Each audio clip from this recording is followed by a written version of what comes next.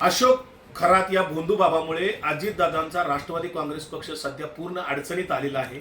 सुनील तटकरे आणि रुपाली चाकणकर यांच्यामुळे बदनाम झालेला आहे आणि या बदनाम झालेल्या भोंदूबाबाच्या क्रूर कर्माला बळी पडलेल्या सुनील तटकरे आणि रुपाली चाकणकर यांच्या बचावासाठी आनंद परांजपे घाईघाई पुढे येऊन बाष्कळ बडबड करत आहेत आणि त्यांची बाजू लावून धरत आहेत। मात्र हेच आनंद परांजपे अजितदादांच्या घातपाताच्या संदर्भात एकदाही पुढे येऊन बोलायला तयार झाले नाहीत। एकदाही अजून अजितदादांना न्याय मिळावा म्हणून कधी येऊन बोललेले नाहीत।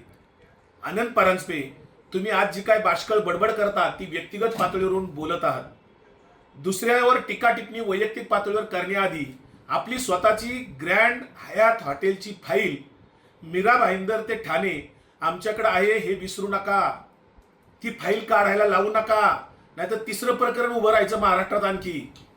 आनंद परांजपे, तुम्ही पक्षाच्या हितासाठी तटकरे आणि चाकणकर अशोक खरात भेटत नव्हते हे माहिती करून घ्या।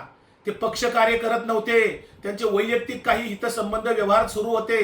त्यामुळं त्यांच्या वैयक्तिक कार्याची प्रवक्ता म्हणून बाजू मांडू नका। ते पक्ष कार्यासाठी गेलेले नव्हते, पक्षाच्या हितासाठी तिथं जात नव्हते, किंवा तसं सांगा की ते पक्ष कार्यासाठी अशोक खरातकडे जात होते।